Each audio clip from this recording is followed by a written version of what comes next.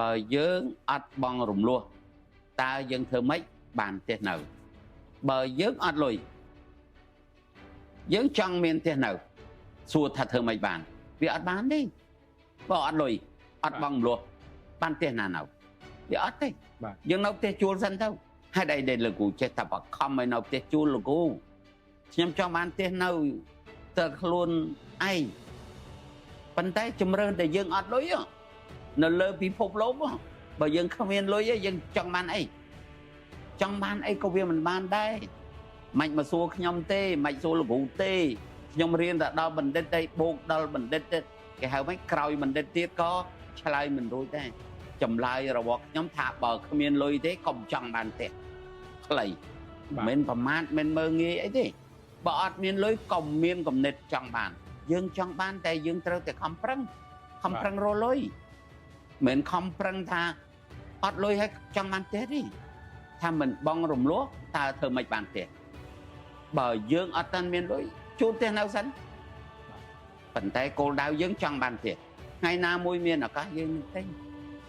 ដល់តែសំណួរសួរមកថាអាចចុះបើខ្ញុំអត់បងរំលោះធ្វើម៉េចបានទេចុះបើសិនជាយើងបងរំលោះហើយយើងអត់មានលុយបងតទៀតនោះសេដ្ឋកិច្ចអញ្ចឹងអត់មានការងារធ្វើអញ្ចឹងប្រាក់ខែចុះថ្លៃស្អីគ្រប់បែបគ្រប់យ៉ាងតើយើងបានអីស្មើយើងបងហើយគេរឹបអូសយកវិញលោកគ្រូជូនយោបល់នេះមិនមែនជូនយោបល់ដើម្បីផលប្រយោជន៍ខ្លួនឯងទេគ្រាន់តែមានគំនិតការគិតចែករំលែកទៅដល់បងប្អូនដែលគិតមិនឃើញទីមួយចិត្តលោភលន់ចង់បានផ្ទះចង់អីណាទុកឲ្យកូនមានផ្ទះឲ្យកូននៅ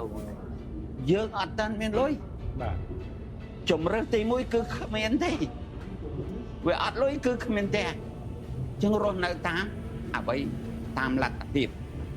ប្រើភាសាសាមញ្ញថារស់នៅបែបតាមលទ្ធភាពកុំមកសួរលោកគ្រូថាបើអត់បងរំលោះតើធ្វើម៉េចមានផ្ទះទៅ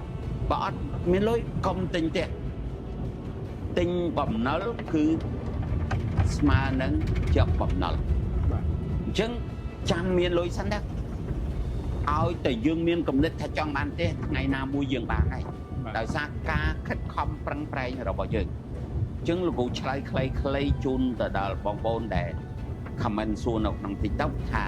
បើអត់បងរំលោភទេតើខ្ញុំបានទេអីអញ្ចឹងលោកឆ្លើយទៅវិញខ្លីបើអត់លុយកុំដាច់ចង់បាននៅផ្ទះគ្រួសារគ្មានអ្នកណាកើតឡើងស្ពាយយកផ្ទះមកទេដោយសារការខិតខំរកមានគោលដៅថាចង់បានផ្ទះខំរកបើធ្វើការឲ្យគេបានលុយបានហើយតែធ្វើមុខរបរខ្លួនឯងទោះបី